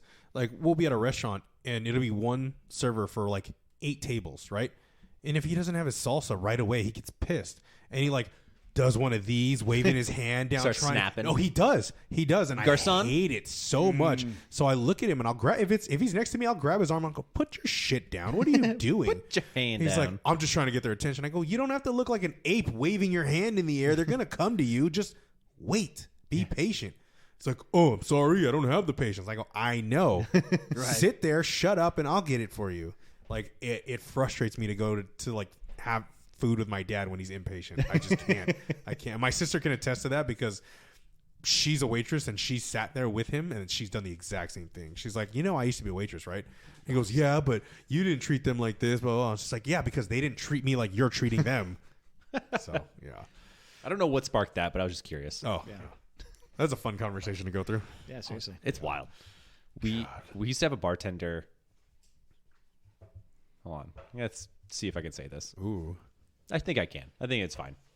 But we used to have this bartender who, when I bartended, whenever we would get some of these like real shitty people that would come in, and it's where it was not really like the best, and we kind of got a lot of degenerates that would make their way in, for a lack of a better word, and he would squirt like the saline for like eye drops and shit into people's drinks when they were like real pieces of shit. It's awesome. What would that do? They ended up dropping pieces of shit. It will very quickly give you like some real diarrhea. Oh, wow. It just shoots straight through you. Dang. So, but like in a drink, Yeah. like you really can't taste that. Nope. Like, You're not going to. Have you seen Wedding Crashers? yeah, they do on Wedding Crashers. Oh, I have. Yeah. He slips it into his wine or water or whatever, and he throws it back, and then like he's off to the bathroom all night. Yeah. Oh, man. I've seen that happen a couple times where I was like, oh. Yeah. And then we learned that guy was stealing tips. So then, Oh, all right. then I was quick to be like, this motherfucker is like spiking people's drinks and shit. Yeah. I was like, fuck Yeah, this guy. Fuck this Yeah. guy. Absolutely. Yeah, that was crazy. So it was like I was like bar backing first, and then I started bartending. And one of the first nights that I bartended with this guy because he was like a veteran, right? He's just really good. Yeah. Everyone loves him. And so I remember like walking out that night, and it was a crazy busy night. And I was like, I didn't make a lot of money. I'm like, I'm really surprised by this. Yeah. Given like I saw what was happening and all this, I'm like, well, maybe people just weren't tipping. Like maybe that's the case. Didn't think anything of it. Yeah. And like the second time came around, I was bartending with this guy, and I was like, man, I feel like something is not right here. Yeah, like you what's worked your happening? ass off. Yeah. Yeah, like I was new, but like I You feel like weren't green. I You feel were like new, I'm but you weren't sometimes green. charismatic. Yeah. And still like something just didn't feel right. And so like afterwards, because I was kind of friends with the owners, I was talking to him afterwards. I was like, hey, I'm like, what do you think like an average tip night is? And he said something, and I was like, so I'm curious. I made like $80, and he was like, what? He's like, hold on, how is that even possible? And so he long story short, he like reached out to that guy and was like, just curious, and like he was like, okay, here's the deal.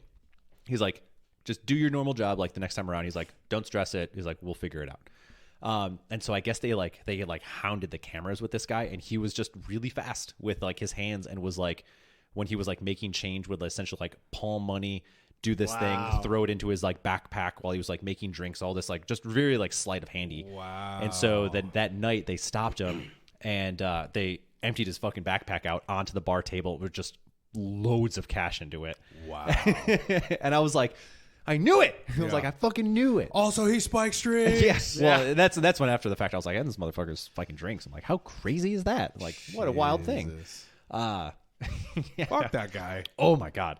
It sparked a huge thing too, because there was like kind of like a rival bar down the street that was like essentially stealing the way that we did stuff, and then that guy like got hired over there. And then it turned into like this big ordeal because come to find out that place was a little bit of a front. Oh, nice. And like the owner and like that bartender kind of got in trouble. I'll leave it at that. But it was like this big ordeal, and it was crazy. It was so wild. Oh, that was a good time. Hell yeah. What a wild time to be alive. Hell yeah. That's awesome. There's some wild stuff about that bar that I don't want to share on this, but Right, like, there's some really funny. Yeah. There's some like really funny things that happened there. Well, maybe not funny, but funny to me. Funny in the past tense. Funny in the past tense, where I can look back and be like, ha, ha, ha, ha, good times. Yeah. Not there anymore. Did you ever bartend or serve or anything like that? No, Oh. no, I never did. Lucky. Yeah, I mean, seriously, like looking at those jobs like that those are hard jobs, man. Because people are, just like you were saying, so demanding, and People are assholes. they are. You have to deal with people, Yeah. Yeah. and oftentimes in the worst ways. Yeah. Yeah. Oh, I feel for wait staff so much. I feel like I always go out of my way to treat them nicely and tip well, just because I feel bad for them. They're doing a job that I am glad I do not have, and especially when you get really good service. Oh man, I appreciate it so much. I feel like going as like being a server or like a bartender at one point, like you now have you have the appreciation to know what it's like on the other side. And so I always feel like I'm way more accommodating to like a server, especially if I'm like, when we went back to St. Louis, I remember the server was like, she was on her A game and trying her best, but it was like obvious that she also had like A shit ton of other like tables. a whole other stuff to deal with. And Yeah. we were like a massive table. I think we had like 15 to 20 people at it. Yeah. And it was like one person, which Yeah. is a phenomenal feat in its own right. And I remember like, she was like coming around. I was like, look, I'm like, there's a shit ton of us. I'm like, and I'm aware that you have other stuff. I was like, don't stress. Like, we're all going to be super, super low maintenance. Like, don't freak out about us. And she was like, thank you. And I was like, yeah, don't worry about it. I was like, just bring like a picture of whatever. I'm like, and call it a day. Yeah. And like, just made her job so much easier. And I remember like, fuck yeah. Like, I gave her a sweet ass tip too. Cause I was like, you crushed it. Like, you did so good. That's usually what I do. Like if my friends and I have like a big ass table, we're just like, look, we're gonna make this super easy on you. We all want to drink, so just bring pitchers. Like, Yeah. and then when it comes to food, like whatever, however you can split it up. Like if it splits in 2 tables, that's fine. We'll all pay each other back. Like whatever. But I've been to parties, and I fucking hated this. We went to this gathering Of the Juggalos? yeah, but at a sushi bar in downtown, and Kat and I had got there late. We didn't order appetizers. Oh, We you told me didn't this. order alcohol. We ordered 1 plate of sushi to share and like 1 meal to share. So our bill probably would have been like $60 total. Right. They wanted everyone to split the bill $60 each. Yeah. And I was like, you're out of your fucking mind. Like, no way. And everybody was like, come on, we all had the same thing. And I was like, no, we did not. Like, we showed up a half an hour late and we had 2 plates, Right. both which were under $60. Dude, I feel like I have PTSD from like when I was a kid, like trying to figure out how to like split bills. Oh, dude, I hate it now. Or at some point in time when like everyone would just have to like pitch in cash, and it's like, I always carry a lot of cash for exactly that reason. You So see- then I could be like, here's how much mine costs plus 30% for tax and tip, like which I know is putting me over, and the rest, man, all you guys who got your cards, that's on you. yeah. Oh my God. Done. I remember going to, because we used to go to Buffalo Wild Wings all the time for Yeah. their like 59-cent wings. Oh, yeah. All the time. And it was all like always a huge group of us, and then would get like bill time come, and at that point we were like, they wouldn't split checks for some reason, if I remember that correctly. But man, trying to figure out like costs and everything Who like owed that, what and how much? and then people like throw their money in and they'll leave, and it's like, hold on, we still owe like $40. Oh, Like yeah. how is this I've happening been right there. now? Right. I've been there for David's birthday, man. Like, I put it all together, right? It was at Barney's in Pasadena. I put it all together, and I invited reliable people, but reliable people invited non-reliable people. Yeah. So at the end of the night, like, we were all squaring up our tabs, and the bartender comes up, or our waitress comes up to me, and she goes, "Hey, there's still $60 missing." And I was like, "Wait, what? Like, do you know from what?" And she's like, "I don't. Like, it's all alcohol." And I was like, "Fuck," right? So there's still like a handful of people there, and I like, did everybody pay up for their shit? And everybody's like, "Of course." Like, "Oh yeah, I paid, right?" So I forked over the $60 because I didn't want her to get asked out. So No. I forked over the $60. And then, like, at the end of the night, like, I'm texting people. I'm like, "Hey, like, you paid, right? Like, you paid. Everybody I invited paid up. They even sent me receipt shots and like we paid. Yeah. And I was like, all right, look, one of those motherfuckers that you invited did not pay, and I ended up forking over $60. Figure out who it is and get me my money. I was pissed. And to Right. top the night off, he threw up in my car. My best friend threw up in my car. No. Yeah. Oh, I saved him man. from a drunken public Good. by letting him throw up in my car. So that was fun. So $60 plus throw up in my car. Yeah. Let's go. Yeah. It's a win. Awesome. God damn it. All right. Anything else you guys want to chat about? Dude, puking in your car is probably the best note to end on. That's a fair point. Puked in my car. The end. Until next week. Oh my god. Until next time. Until next time. All right. We find out what else is in the car. Ooh, the mystery will unravel later. All right. Well, Aaron, thanks for swinging by, man. Oh, Ryan, Eric, thank you for having me, man. Hell yeah, I was so excited. It's been a blast. Me too. Like, oh my gosh, to be able to be a guest on a podcast, like, check off another item on the bucket list. Hey, yeah, and honestly, with a lot of stuff like we kind of explained, but you kind of felt a little bit. It's just super conversational. Like Yeah. half of what we just talked about had nothing to do with the topics at hand. Yeah. So it's just like Yeah. just shooting the shit. Yeah. So if you ever feel down, you're just like, hey, I'm free. Can I come by? Yeah. Open Oh, invitation. Or if you have a Awesome, man. topic and you're just like, hey guys, like I really Yeah. found this interesting. I think you guys would find it interesting or not. Whatever, we can still talk about it. Like, but just shoot it to us and be like, yeah, dude, come on Absolutely, over. man. Like, of course. Especially since we share some similar influences in like the training that we follow and perspectives on training. I think that there'd be certainly I will definitely take you up on that. Like Hell sometimes something when it hits me, I'm like, oh, it'd be cool to talk about. Yeah, totally. Please feel free. And in the meantime, if you're listening, since you guys don't like to plug yourselves, like these guys on iTunes, leave a review.